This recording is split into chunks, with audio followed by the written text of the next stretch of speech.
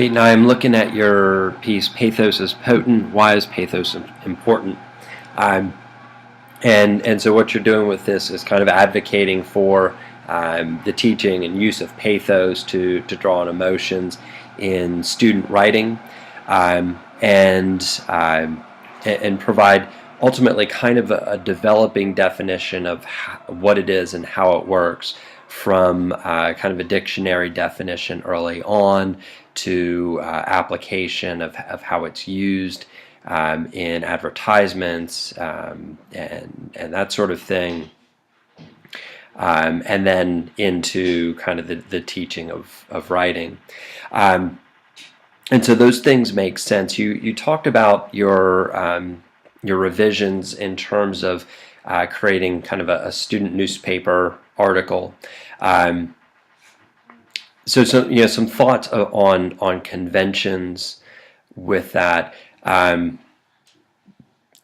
It's kind of an unusual piece for a student newspaper. Student newspapers don't usually provide like instructional strategy, so it seemed a little bit odd of a topic choice to put into that particular venue. I would tend to think more of a trade journal for writing teachers or something like that, perhaps, or a teacher newsletter or something of that nature. But either way, it did have a sense of being useful to both student and teacher, which was something that you talked about in setting it up. Some other thoughts on convention: if you're working in a newsprint sort of publication, the paragraphing is usually quite small, and if you look at a newspaper or a magazine, you do have columns like you have set up here, but they tend to break every couple of sentences. The idea being that the eye tends to like just a couple of inches before the break, to be able to kind of separate segments and sections. So you might think about paragraphing just a little bit differently for this format. The other thing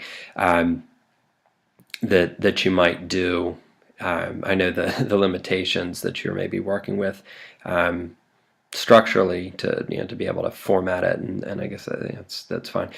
We certainly wouldn't I can't think of any format where you would just drop a full website like this to get to a very something along like that. If you're using a digital format, you would obviously just link the actual thing, reference to the article, or something like that. Otherwise, you just kind of reference what the storyboardthat.com or something like that. So anyway, just some thoughts. I think it's important to really be critical of the how we're thinking about format. The essay develops very logically, very sensibly, so that your reader gets a very clear understanding of what it is you're talking about. The one thing that I think was not clear, and I was trying to look toward the end of it, the one thing that's not incredibly clear is so when I go to write, how do I create pathos? You kind of talk about some examples. Early on, you talk about how it's used in commercials through song. You talk about advertisements and how it's used through imagery. And then you give some examples of some writing tasks, argument, writing tasks that students might be involved in that might warrant use of ethos. But then how to actually think through creating it doesn't really seem to be there a whole lot. You say appeal to emotion, appeal to human nature, but there's not a real clear sense of what strategies might I use to do that. Examples being, narrative, and how might a person use narrative? How might a person use imagery through descriptive writing?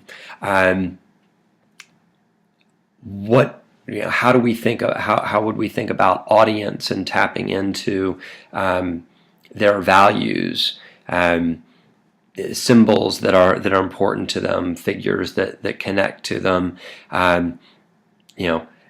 Talking about children is very powerful. That sort of thing. So I think being much more specific and even just kind of laying out, try these things. Excuse me, X, Y, Z, whatever, would be very, very helpful to get your reader the clearest sense of what they might be doing to accomplish what it is you're talking about. But on the other hand, you do talk about specific cases, specific examples, and so the presence of evidence and how that you've thought through evidence is definitely there, definitely helpful in terms of understanding pathos and where it fits into affecting an audience. So cool, thank you.